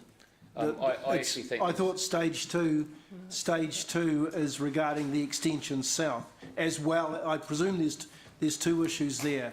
The extension south, which is the boardwalk, and presumably this cosmetic cracking. So can I actually need to follow up on it to give you more information, Councillor. I'd just be guessing to the detail. I'm aware that we've stopped the boulevard aspect to it, but Councillor Paula is right. There's also the existing works as well, and I'm not aware of the specific issues. So can we just hold fire on the detail, and I'll dive in and provide an update and get back to you. And can I suggest that if the involvement of councillors is still required, that should be, because it was originally the owners who contacted the councillors first that initiated the first lot of meetings with them.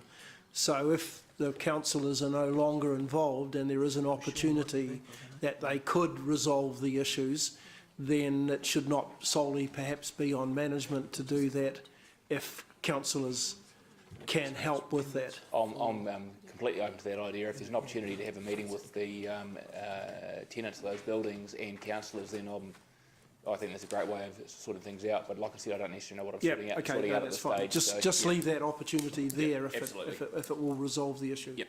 Thank you. Push your button. Martin.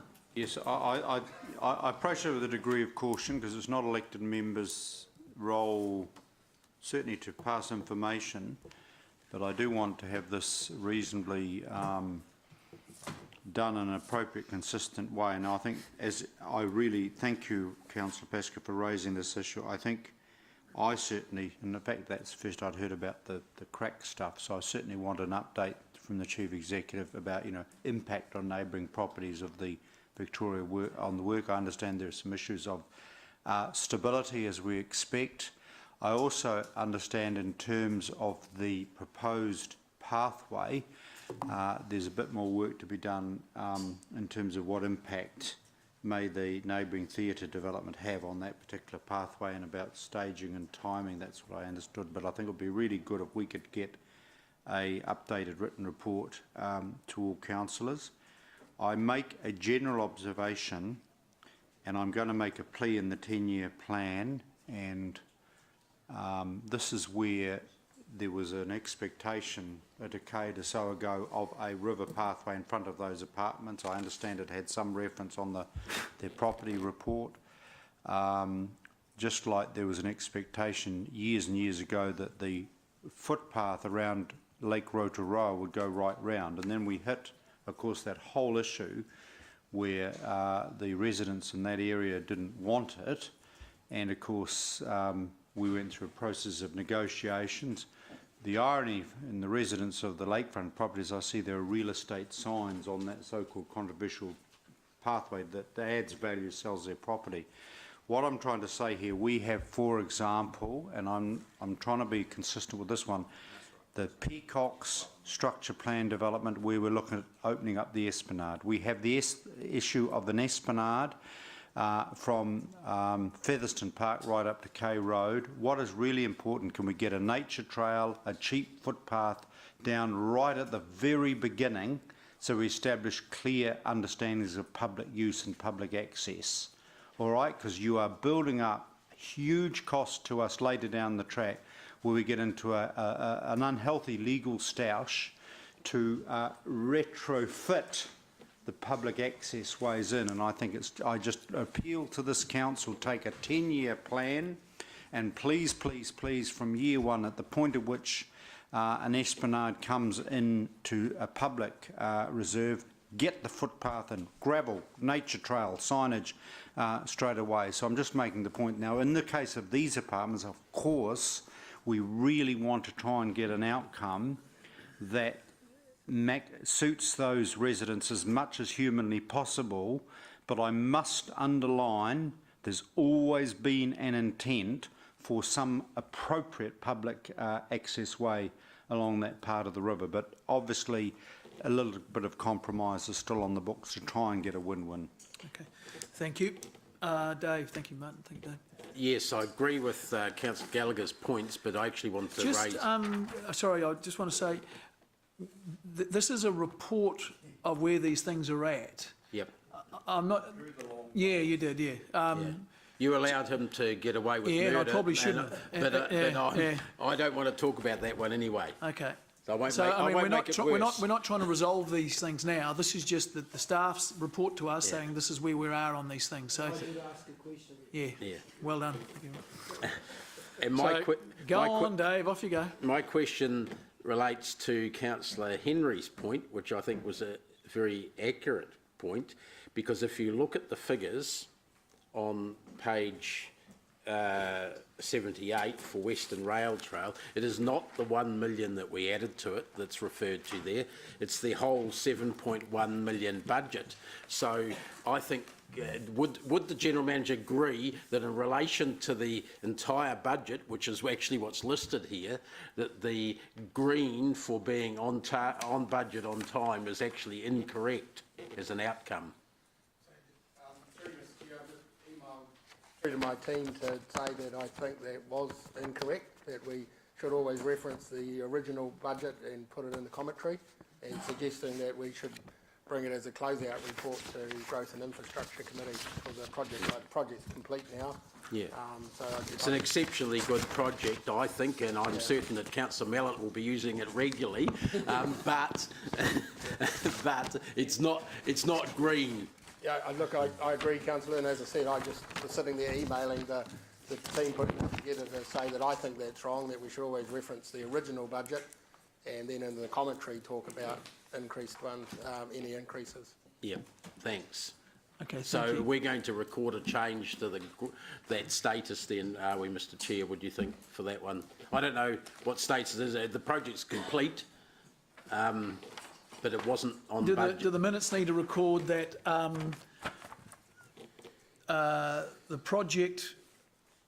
the initial project budget was not met, but the revised and approved project budget was met? Words to that effect. I think that's fair, personally. Okay, so I guess it is now, staff received the report. Then point 2 would be, beg your pardon, the Finance Committee received the report that Western Rail Trail, it shall be noted that the initial council approved budget was not met, but and timeline was not met, but what I'm saying, so you know the gist of what we're talking about. Yeah. Is everyone comfortable with that? So you're not going to actually see the wording up here at the moment, but you know what we're trying to say. Okay. All right. Is there anyone disapproving? Unanimous. Thank you. All right. We'll break for smoko. Can we be back at 2? How's that suit you, Ju? Oh, haven't I done it? Oh. Pardon? Didn't I say we... Okay, beg your pardon. All right. I think we had a mover and a seconder, did we? Move.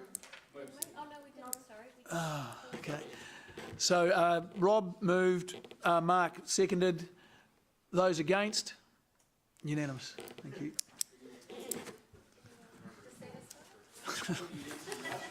Yeah.